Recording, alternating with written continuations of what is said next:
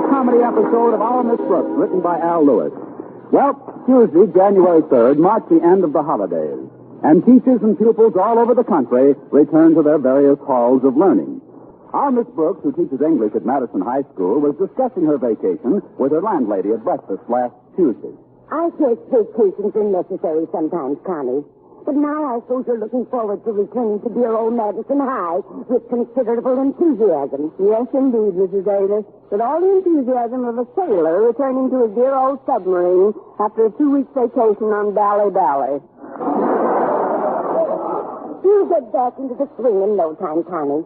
Is Walter Denton picking you up this morning? Yes, he is, and I hope he's on time. Our beloved principal has designated today as Board of Education Day. Oh? What sort of ceremony is Mr. Conklin planning? Well, Mr. Stone, the head of the board, will be there for his annual oiling. And Mr. Conklin will have the whole school lined up on the campus. Some of the students will even march past Mr. Stone carrying the flag. Well, it can't do any harm, Connie. The board might decide to get you teachers a raise in the coming year. I hope so. Then maybe next year we'll be strong enough to carry the flag. I'll get it. Be right there. I'll take the dishes into the kitchen. All right, Mrs. Davis, and thanks for breakfast. Good morning, Walter. It's more than that, Miss Brooks. This is the morning when the glorious gates of learning swing open anew. When the tantalizing aroma of chalk and pencil shavings beckons us all, teachers and pupils alike, to join hands and midst the clanging of bells, come gaily skipping back to the black hole of Calcutta. Why, Walter, I didn't know you had it in you, and I wish you'd put it back. You did have a nice vacation, didn't you? Oh, sure I did, Miss Brooks. That is, up to last night. And then I was practically ruined by Mr. Conklin. He ordered me to write an editorial for the Madison Monitor on what the Board of Education means to me. Did you write it? Well, sure I did. And you know what a tyrant old Marblehead can be when Mr. Conklin can be when you cross him. But as a believer in freedom of the press, I really gave that Board of Education both barrels. Walter, this is a new year. Don't you think one barrel would have been enough? Well, giving us Monday off after New Year's Day and then making us go to school Tuesday, Wednesday, Thursday, and Friday is downright sadistic. Well, it's better than not having Monday off, isn't it? Well, sure. But it's not as good as having the rest of the week off, too. I'm with you there, Walter. It would also be nice if they gave us February and March off. But that isn't the way the board works. And sometimes I doubt if they work at all. But it's all in this editorial, Miss Brooks. Here, I told Mr. Conklin you'd proofread it and bring it into his office this morning. Me? Well, sure. Hey, you're faculty advisor to the school paper, aren't you? Oh, don't be nervous about handing it to him, Miss Brooks. Just toss it on his desk. I can only do that if you'll agree to do something for me. Oh, what's that, Miss Brooks? Notify my next of kin. Look, Walter, Mr. Conklin wants to start the year off with a spirit of cooperation. You'd better destroy this literary Frankenstein. Oh, I couldn't do that, Miss Brooks. But I'll think it over on the way to school and maybe amend some of my statements. Fine. Now, I'll just slip on my coat and we can get going. Oh, swell. My pal Stretch is waiting out in the car, and he's pretty brought down. Stretch Snodgrass? What's the matter with him? Oh, you know what a great athlete Stretch is. He can pick up any sport in a second. But he can't seem to absorb much with his brain. He's afraid that during the holidays he forgot everything he learned all term. You know what I mean? I know exactly what you mean. The alphabet.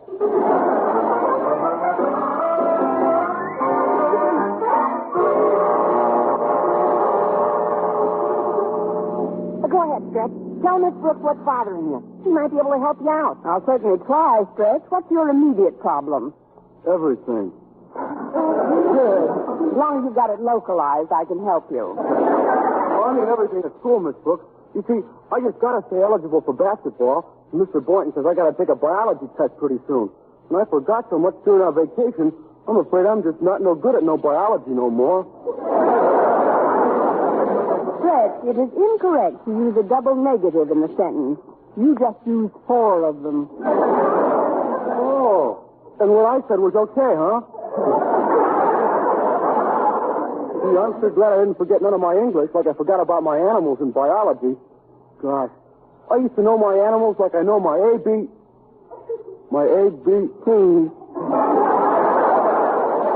I was right about the alphabet. Yeah, I guess you were. Oh, go on, Stretch. Tell Miss Brooks some more about the test. Well, I think it's going to be mostly about birds and monkeys and stuff like that there. What, where?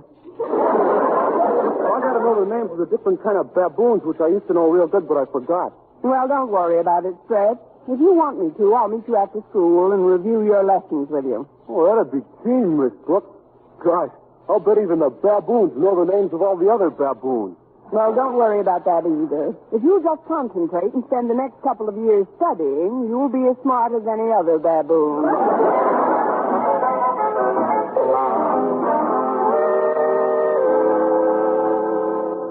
I've summoned you to my office, Miss Brooks, to inform you of the fact that at 1 o'clock Mr. Stone is due to arrive. So promptly at 12:55, the students and faculty will line up outside between the old cannon and the flagpole. Yes, sir. Then I will greet Mr. Stone and read aloud the editorial which is to appear in the next issue of the Madison Monitor. Oh, the editorial. I am not finished, Miss Brooks. The editorial is called What the Board of Education Means to Me, and was written by Walter Denton. Now, as you know, I am not overly fond of young Denton, but as my daughter Harriet pointed out to me, he does get off some good editorials. He gets off some tips. But, Mr. Conklin, I don't... You said you'd deliver this one to me after proofreading it, Miss Brooks. May I have it, please? Have it, please? But, Mr. Conklin, I haven't got it, and neither has Walter. He told me he lost it on the way to school today. Lost it? That's out of the question. He's just trying to delay. Mr. Conklin, if you're going to use an editorial as a welcoming speech, you should write it yourself. Me? Of course, you're a master of the editorial form. Why, even your interclass communications are sheer poetry. They are? Certainly they are. You sit right down at your desk, Mr. Conklin, and start creating. Well, I do have a way with words, I suppose, yes. But I'll draft a speech this morning and send it to you at lunchtime, Miss Brooks, for proofreading. Not that you'll find any grammatical errors. Oh, of course not. But correct every one you find. One more thing before you go. I'd like some exciting conclusion to the ceremonies I've planned on the campus. Something that would really wind it up in a spectacular manner. Any suggestions, Miss Brooks? Well, you say we're lining up between the cannon and the flagpole? That is correct. Then I think I've got just the idea for you, Mr. Conklin. Oh, what is it, Miss Brooks? Let's shoot Walter Denton out of the cannon.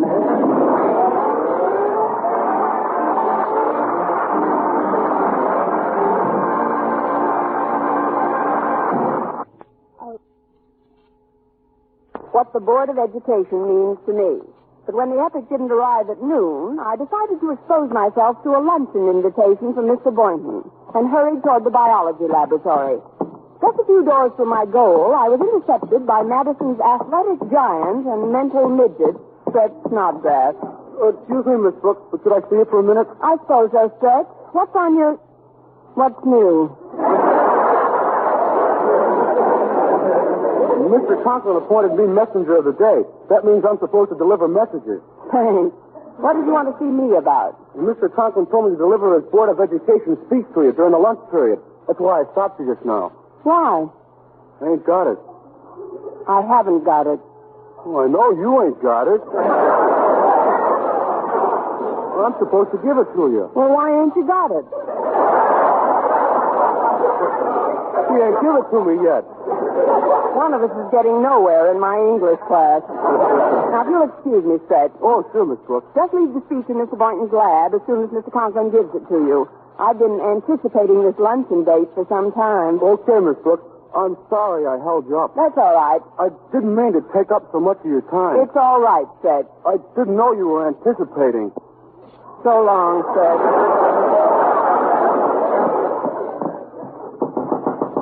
Come in. Well, it's Miss Brooks. I'll be with you in just a minute. Been trying to correct this biology test paper. It's an essay. Oh? I can hardly make out the names. The writing is so illegible. Let's see. Could it be Snodgrass? What's the title of the essay? A man's best friends is his animals. It's Snodgrass, all right. Listen to this. Lovebirds is very nice pets as they don't never bother nobody hardly, but is all the time busy making love. Isn't that terrible? You can't knock it to me. Grammar.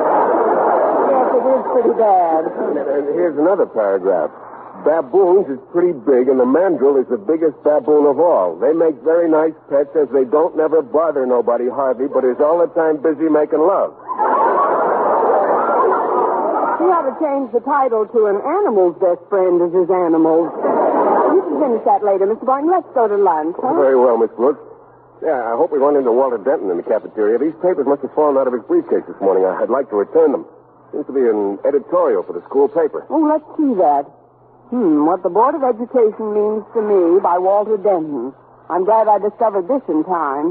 As faculty advisor to the paper, Mr. Conklin would hold me responsible for the most embarrassing incident that ever happened in Madison. What do you mean, Miss Brooks? What's in the editorial? Just a pint or two of Walter's spleen. It's a blast at the board, which I'm going to tear up right now. Miss Brooks, just a minute. Look what you've done. You've torn up Stretch's essay along with the other one. Oh, I'm sorry, Mr. Boynton. What were you planning to do with it? Send it to the Congressional Library? Such deathless prose. Baboons don't never bother nobody hardly, but is all the time busy making love. What am I laughing at? It should happen to both of us.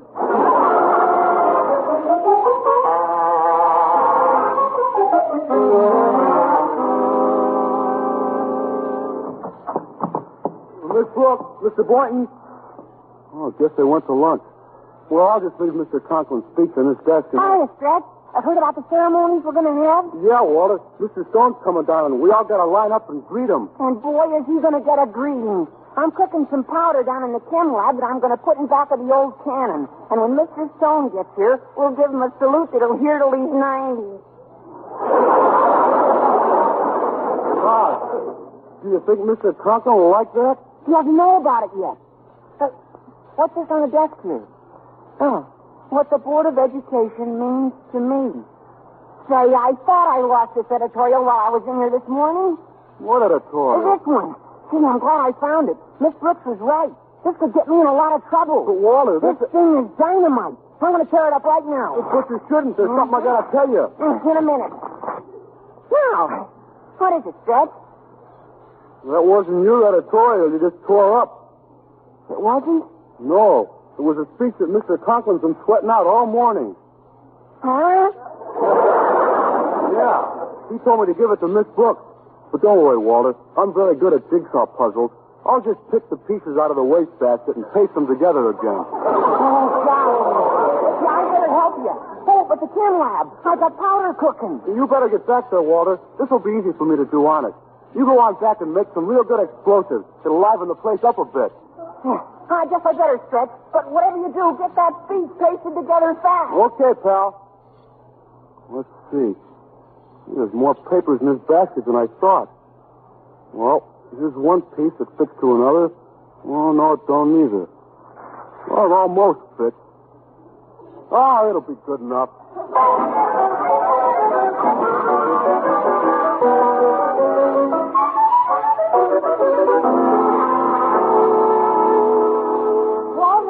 Walter Denton. Oh, yes, Miss Brooks. Have you seen Stretch anywhere? I've looked all over the grounds for him. Walter, what are you doing with that cannon? Cannon? I'm just polishing it, Miss Brooks. I want everything to look spick and span when Mr. Stone gets here. Well, he better not get here until Stretch shows up with Mr. Conklin's speech. I don't know what they'll do with that. There you are, Miss Brooks. Have you finished checking my speech? Not really, Mr. Conklin. What do you mean, not really? I haven't begun. That is, I haven't begun to enjoy anything as much as I did that speech of yours. Stretch is carrying it for me. Excuse me, Miss Brooks, but here's the speech. It's right in this folder. Nice timing, Stretch. See, Mr. Conklin, here's your speech. Oh, not a minute too soon.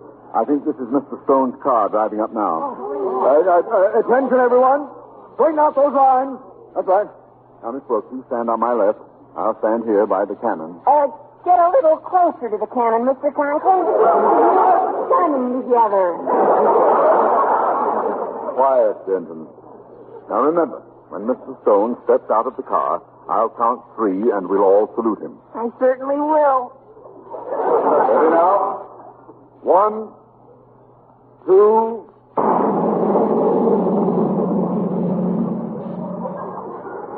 Whoa!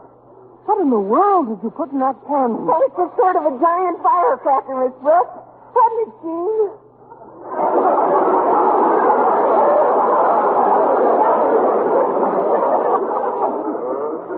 Would somebody please help me up?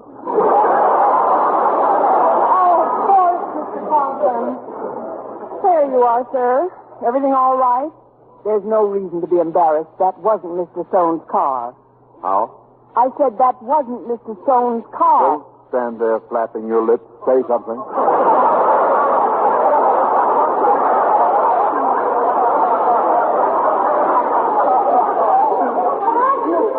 He can't hear a word you're saying. He was standing so close to the cannon, it must have plugged up his ears. Oh, no. This is terrible, Walter. What's that? What did you say? We took him into his office. He seemed stunned. Ross, that's a shame. Come on, gang. 3 cheers for Mr. Conklin. Yay, Mr. Conklin! Yay, Mr. Conklin! Yay, Mr. Conklin! What's going on here? Why is everyone so quiet? Poor Mr. Conklin.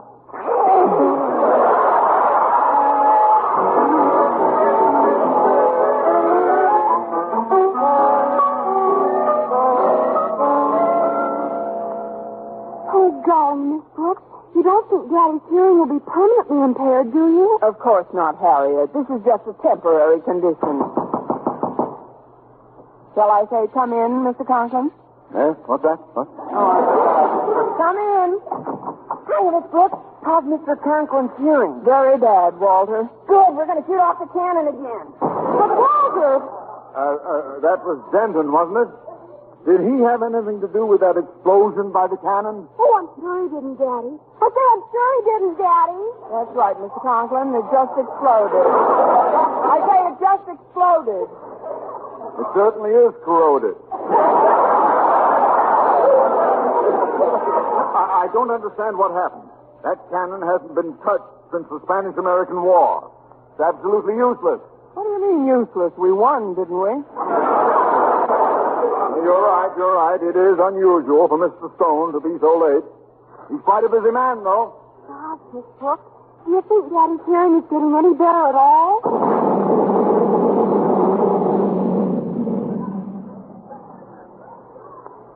Come in.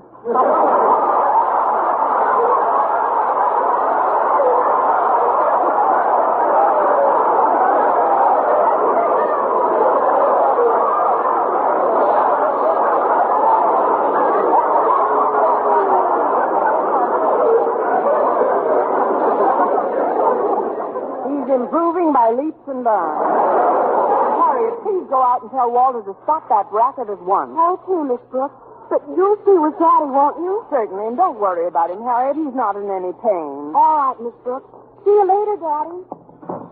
Miss Brooks, when Mr. Stone does get here, I don't want him to think there's anything wrong with my hearing or anything else. If he suspected that a cannon had exploded on school property, he'd go back to the board in a tizzy. I understand, Mr. Conklin, and in view of your condition, I think it might be a good idea if I were to read your speech to him. In view of my condition, it might be a good idea if you were to read my speech to him. Quite an echo in the air. Now, remember to read the speech slowly, Miss Brooks, and when I see your lips stop moving, I'll make some appropriate comment from time to time. Come in. Well, it's Mr. Stone. How do you do, Miss Brooks? Sorry I'm late, Osgood. It was unavoidable. Well, thank you, Mr. Stone, and a Happy New Year to you, too.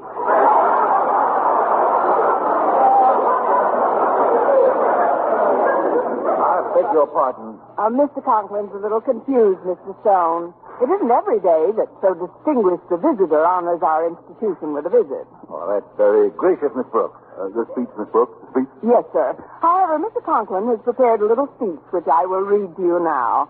You? But why don't you read it yourself, Osgood? You see, Mr. Stone, he's so choked with emotion, he's speechless. However, I have it right here. Nice taste job. It's entitled, What the Board of Education Means to Me by Osgood Conklin. It reads, Few people realize the magnificent efficiency with which our Board of Education functions. This august body is composed of a group of able members, and these baboons grow to a height of 4 feet.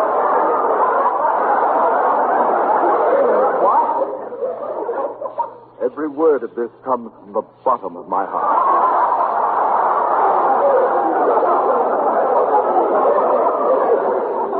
Just read on, Miss Brooks. I don't know whether I should, Mr. I insist that you do. Oh, well. The members of the Board of Education make very nice pets, as they don't never bother nobody, but is all the time busy making love. What is the meaning of this? Right from the bottom of my heart. Now, see here, Conklin. If this is some sort of a joke, I don't like it. Not one bit. Oh, you're too kind, Mr. Stone. Hand me that last page, Miss Brooks. But, Mr. Conklin, I wouldn't Give suggest it here. To sum up, I would like to read what I have written in this last paragraph. To wit, having observed Mr. Stone's educational methods, I am convinced that his outstanding talent is his ability to eat bananas while hanging by his tail.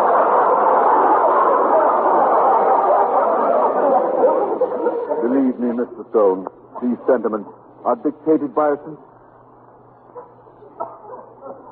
Eat bananas while hanging by his tail!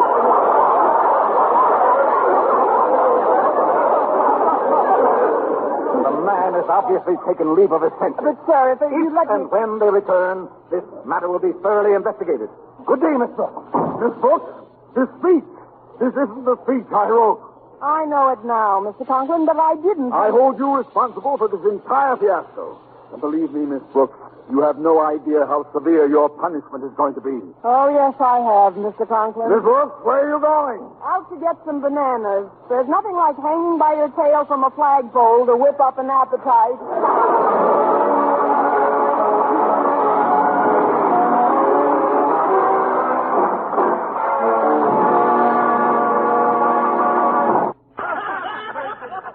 And now, once again, here is our Miss Brooks. Well, even after he'd read a written confession from Walter and Fred, Mr. Conklin still blamed me for the day's misadventures. Accordingly, he ordered me to write a brand new speech for him that same afternoon. I wouldn't have minded that so much, but it meant breaking one of my rare dates with Mr. Boynton. I was complaining about it as we walked down the hall after school. Oh, it does sound unfair, Miss Brooks, but after all, Mr. Cochran's the boss. What can you do about it? Well, I could go into his office and tell him off, I suppose. But that wouldn't do any good either. He can't hear a word. Wait a minute. Maybe these are the ideal conditions. A chance to say all the things I've ever wanted to say to Mr. Conklin right to his face. Or do you think that's wise, Miss Brooks? I don't know how wise it is, but it'll certainly do my little heart good. Excuse me, Miss Brooks. I've got to take this aspirin to Daddy. Well, let me take it, Harriet. There's something I'd like to say to him. He's still pretty upset, Miss Brooks. Maybe I'd better see him alone first. All right, Harriet. Here's your aspirin, Daddy, and a glass of water. See? Water. Drink.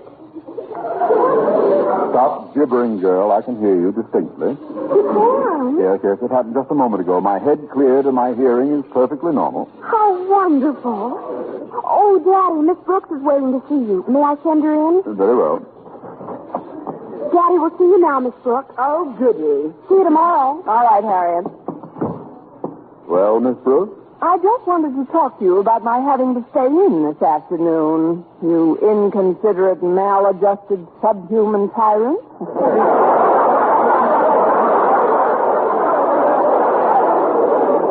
What?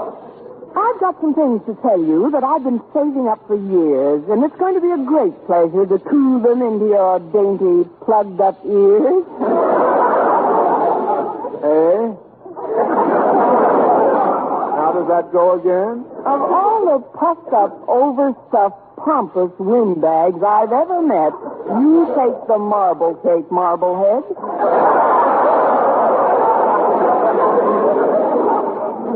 Eh? Rather than try to talk some sense into that admiral-pated, mule-brained little head of yours, I'll do the work this afternoon. Does that make you happy, you beady-eyed, beetle-browed old buzzard? Yes, Miss Brooks. That makes me very happy. Good. And I just want to say, boing! You can hear. Yes.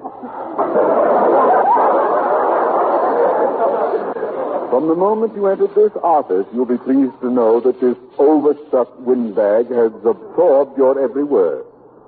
You realize, of course, Miss Brooks, that any chastisement you have suffered in the past is mere child's play compared with what's in store for you now?